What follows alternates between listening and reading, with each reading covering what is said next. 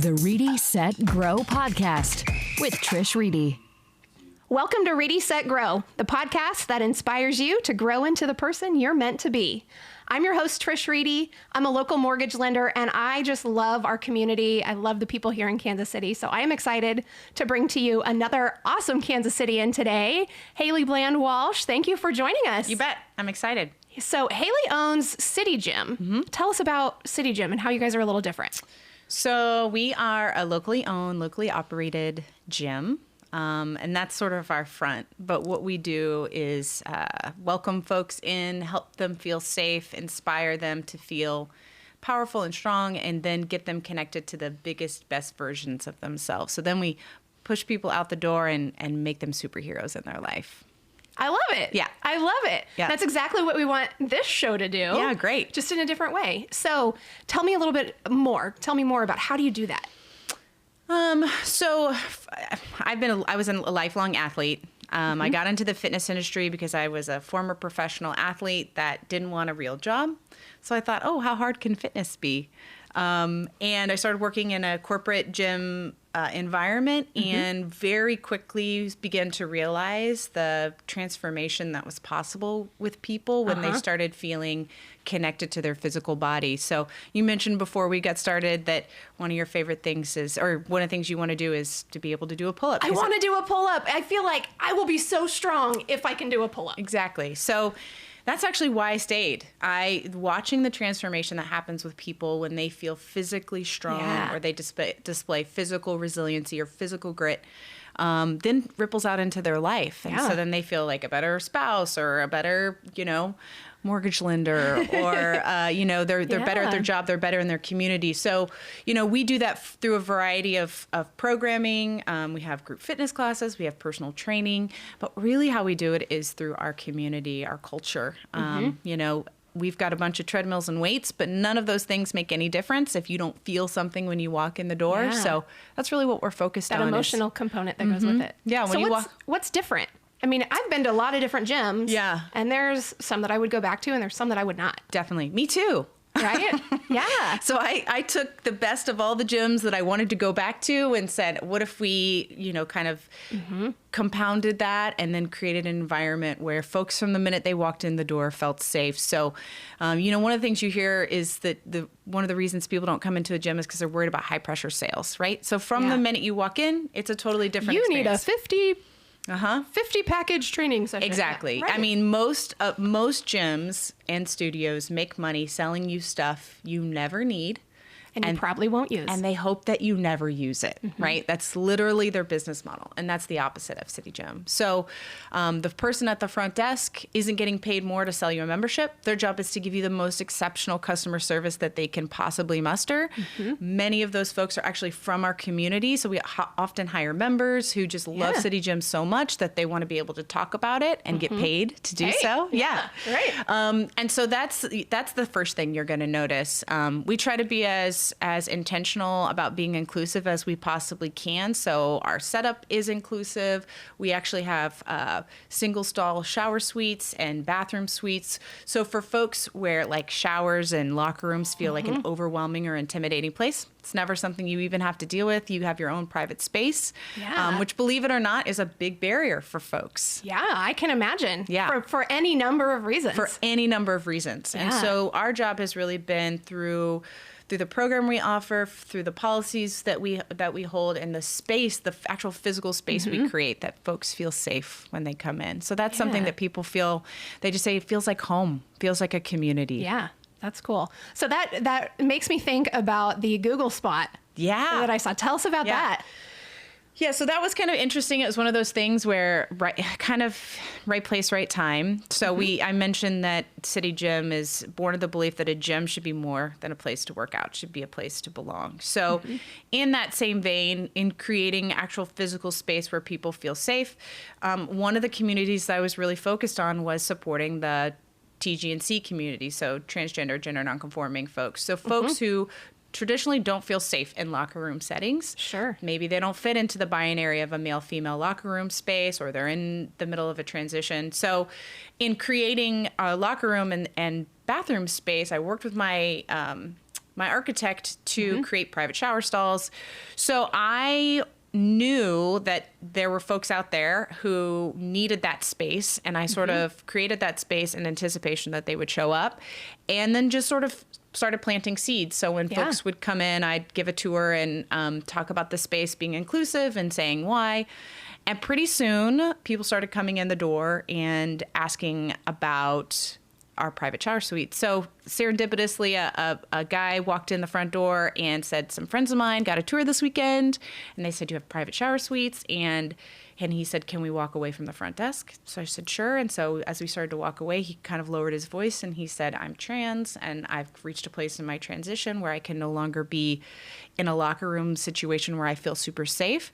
And I almost drug him back to the shower suites, and I said, we created this for Just you. for you, yeah. And believe it or not, he actually teared up and said, this changes everything. So Wow. through he and I's friendship, he actually had started a social support group for trans men in the Kansas City area. And he started asking me a bunch of questions. In the trans community, there's a lot of resource sharing. And so he was asking me questions for the larger group. Yeah. And I said, why don't we just start a group for trans men specifically, where you come in the door and we know exactly who you are and we know what your needs are from day one. Right. So you don't spend any amount of time feeling uncomfortable or Awkward unsafe. about trying to say something. Sure. And I can answer all of these questions that you have from a professional place. And he was kind of blown away. So we created this group, and then a friend, I lived in California before moving back to Kansas City. A friend from California sent me a Facebook message and said, I have a friend who has an ad agency and she's looking for LGBT folks to apply for a reality show. And I said, you're talking to the wrong person. I don't want to be on a reality show. I'm running a small business and my life is crazy. Like, that is absolutely not what I want to do. But at her insistence, she said, just fill this out. And it was sort of secretive for the first couple of rounds. And pretty soon I found out that the reason they had reached out is they were looking for a small business that was serving the LGBTQ community. And by they, I mean Google. So Google was looking for a local business. Just that little guy down the street. Yeah. And they wanted it to be really authentic. So they kind of did this sort of setup where you didn't know you were applying for Google. So we went through the process. Within a week, we found we had been selected in a nationwide search. Wow. And then they came to Kansas City and shot a commercial. It's called Jacob and the Story of City Gem. So they follow one of the guys sort of through his journey from discovering, that he was trans all the way through what it feels like to have top surgery, and then his experience of being in a place where he felt safe and included. And that came out in 2014 and then aired on ABC the year that Caitlyn Jenner accepted the Arthur Ashe for Courage Award. Wow. So like 7 million people saw the commercial. Yeah. And it kind of has it's been kind of a whirlwind since then. Yeah. Yeah. Man. Well, so you're an activist in the LGBTQ community. I am. What would you tell people that are interested in maybe being allies but are ignorant to how to do it, maybe what terminology to use? Sure. Or, what's some of those first steps? Yeah. I mean, this might sound really basic, but the internet. I mean, literally Googling how to be an ally to the LGBTQ community. There's tons of resources out there. I think our first instinct is to reach out to someone we know within that community and ask them how we can help them.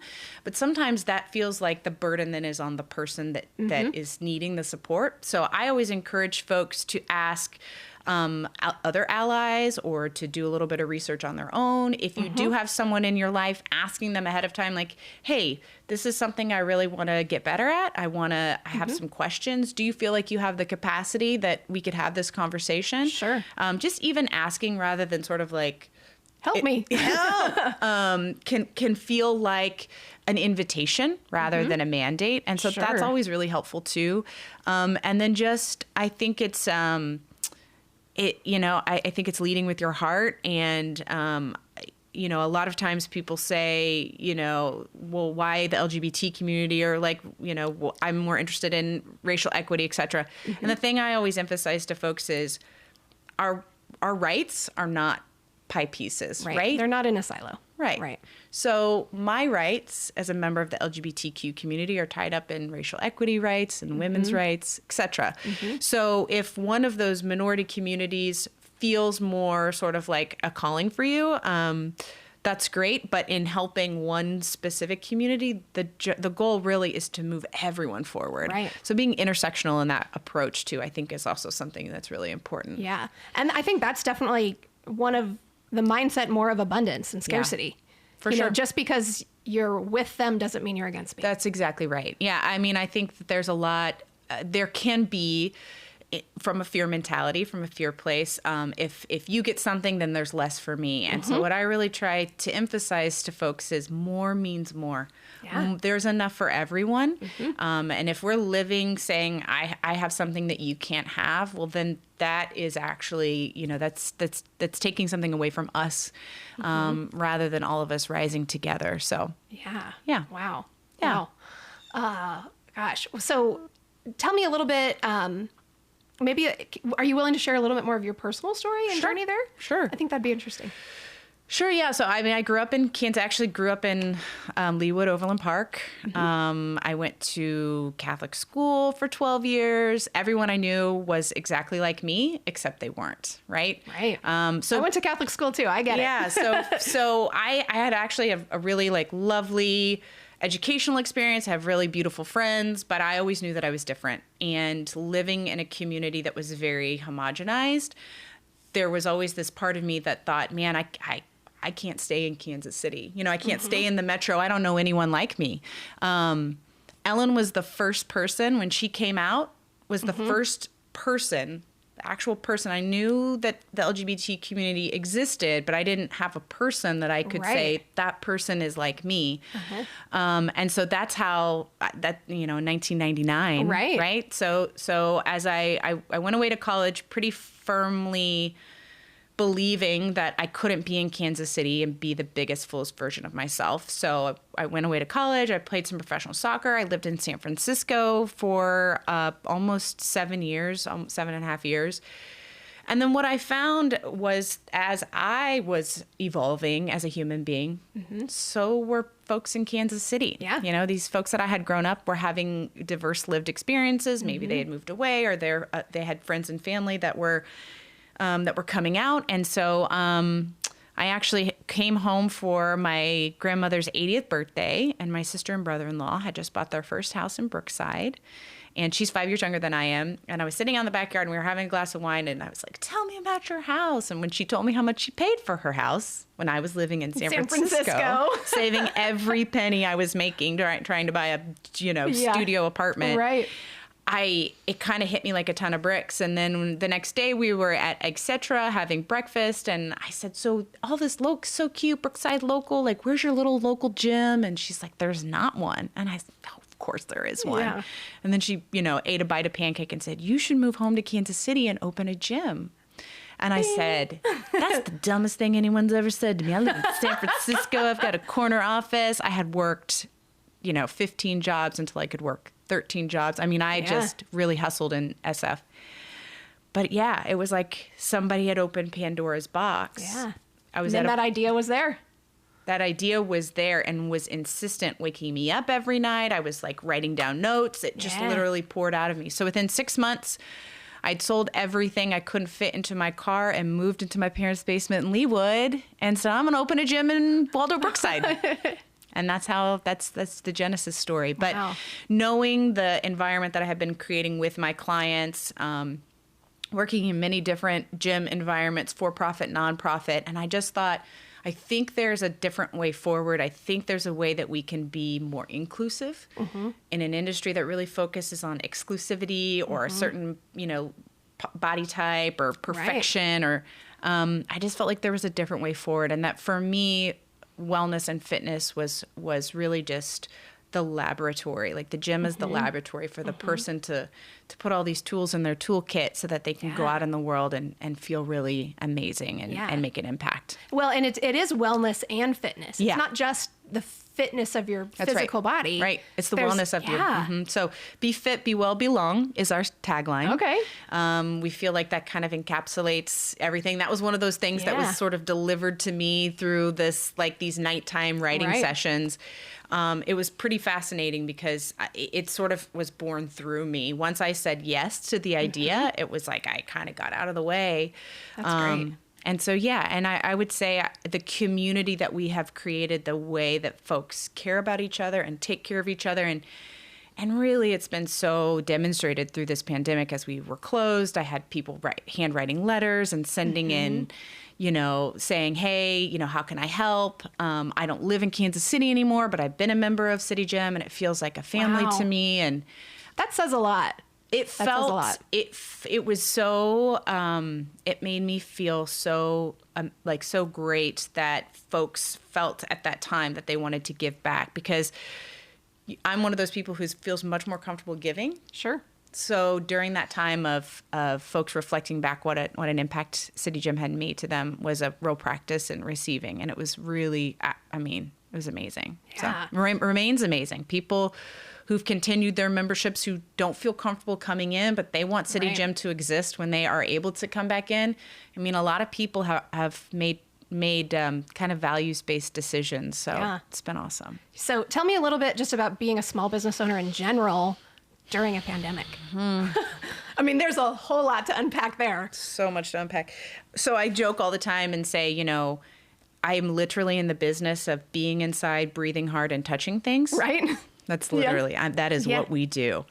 And so we have had to be as flexible and as creative as we possibly can. We've had to really make values-based decisions, like I mentioned, about how we're going to try and keep folks safe. If we say we're a wellness community, what does that look like? Right. And really centering people over profits. I mean, we made decisions that maybe in the short term keep us from making as much money, but I think in the long term continues to demonstrate to the community who we are, what we stand for, what our values are, and then hopefully that sort of comes back to us in the long run. But honestly, it's been it's been crazy. We would make a plan, and then a week later, all of the changes were happening. And so I've just continued to, sort of my mantra has just been, we'll know when we know, or we'll let you know as soon as we know, but we're on this together, and we're going to just keep being flexible. And one day it may be this, and the next day it may be that, but we're going to be okay, and we're just going to keep showing up for each other. So it's been crazy, but the silver lining has been creativity is through the roof, right? Yeah, So we're right? for everyone, Yeah. the way folks are spinning businesses off or pivoting. And I think for me, entrepreneurship is so much about the pivot, right? It's not about the thing that's in the road. There are always going to be things in the road. But it's about how you pivot around those things or how you reimagine something. And so for us, that's what we've been really focused on. Yeah. Yeah. Wow, that's great. That's great. Yeah. Well, I want to wrap up with Okay. 5 rapid fire questions. All right. Get ready. Okay, Haley, what's your favorite quote? Empowered women empower women. I have that framed in my office. Fabulous. You're like, or empowered people empower people, Yeah. but empowered women empower yes, women. I love Yeah. it. I love it. All right, so you're getting ready to go to the gym. Hardest workout you've ever done. What song are you playing to get pumped up? Well, right now I'm listening to, I'm running a lot right now outside because it's just trying to, kind of clear my brain, clear my head. So my kind of pump up song right now is by Miley Cyrus. It's called Mother's Daughter. It's got a really good beat. It's got kind of a message. Yeah. That's great. Yeah. That's great. What's the one accomplishment you're the most proud of? Professionally, it is the community that we've built. Personally, my biggest accomplishment is my marriage. Yeah, the work that you do every day to be in a relationship with another human being it's a full-time job. It is. It is. Yeah. Yeah. What are 2 things on your bucket list that you have yet to check off? I love to travel. And so Not doing much of that right now. Can't I imagine. am not doing any traveling right now. So my 2 big sort of bucket list items are left because I've done Machu Picchu and done some things like that. Yeah, it was phenomenal. Northern Lights in Iceland. And I want to work at an elephant refugee kind of camp thing in Thailand. Oh, very cool. Yeah. Very cool. Yeah. I love it. All right, finish the sentence. I am most inspired by. I'm most inspired by people being the most authentic version of themselves. It's not an easy thing to do. It's not. It's vulnerable. Yeah, you have to be vulnerable, and kind of the ethos of what we do at City Gym, right, is to give people the space and the inspiration and the safety to become that person. Yeah. Yeah, that's awesome. That's awesome. Well, Haley, thank you so much. Thanks for having me. This was really great. I'm so glad that And you... congrats to you on doing this. Is so awesome. Thank you. Yeah, I think it's going to be ton a of fun. success. Good. Ton of fun. Yeah. And thank you for joining us once again on Ready, Set, Grow.